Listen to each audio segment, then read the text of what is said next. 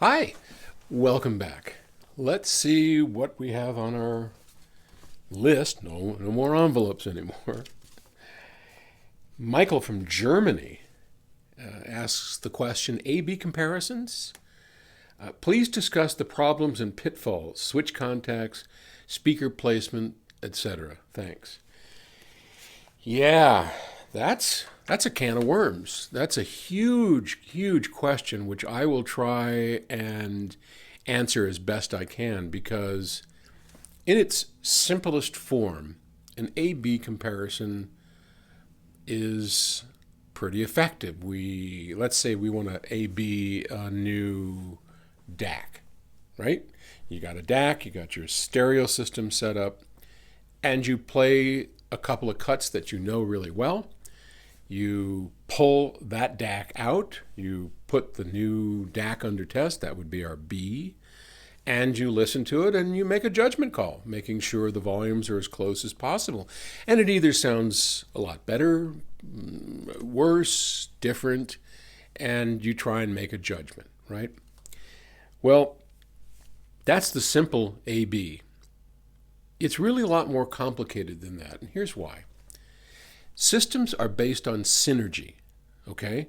So in my setup, I've taken a great deal of time, as you probably have, to make everything compatible in the system. For example, I have gone to a great deal of trouble to audition a number of different interconnects and speaker cables that perfectly fit my system, my room, my tastes, right? I've gone through a lot of them.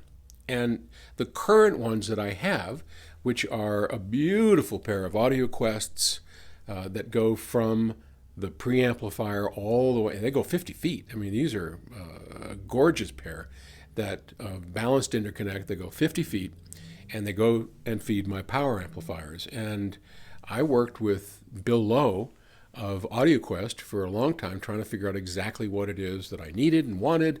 Anyway, we worked together. We found one. It worked terrific. I'm in love with those cables. And MG Audio, a local company here in Colorado.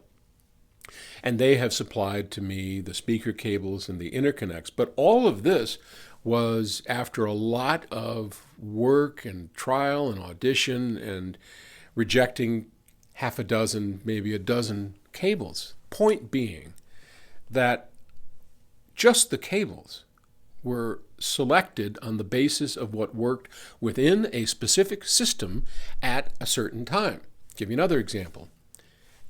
When I set my speakers up in the first place, how much toe in, how far they were from the wall, what I did for conditioning in the room, any number of things that I tweaked and managed to try and get a very lifelike presentation was all done with a certain set of equipment that's frankly very different than what I have right now. This was at a time when the BHK amplifiers didn't even exist, the BHK preamp, etc. Direct stream DAC didn't have any of that stuff. And I set the system up based on that. Now, when I put in a new piece of gear, I'm testing a couple of things. I'm testing the new gear, obviously, but I'm testing it in a system that was optimized for one set of circumstances, and I'm expecting to make a judgment based on those same circumstances with a new piece of gear.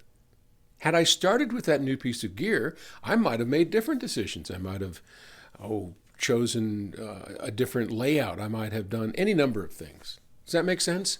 So it's really hard, and I don't envy the reviewer, the audio reviewer. If you think about it, what a monumental task.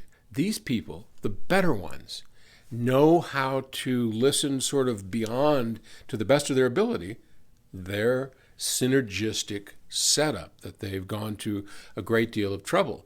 They know that their cables, for example, are a little rolled off on the top, so they have that in their head.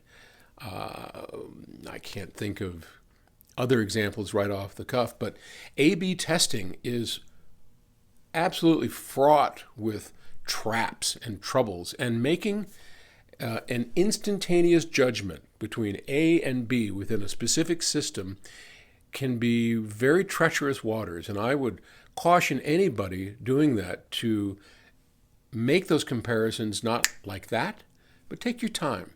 Consider if the new piece of gear sounds great in all areas except this. Readjust your speakers. Take the time. Let's say it's rolled off ever so slightly and you're not getting a good center image where you were with the other piece of equipment. Well, maybe that other piece of equipment has a little bit of tizziness or something attached to the top end of the sound that's drawing your ear closer to that sharper sound, if you will. When you put another piece of gear in that perhaps is more correct, more musical, then you're missing something. So now take the time to readjust your speakers a little bit, see if that helps. Maybe try a couple different cables. In other words, don't just do an A-B unless you are absolutely sure of every single element in your system. Best advice I got for you. Hope that helps.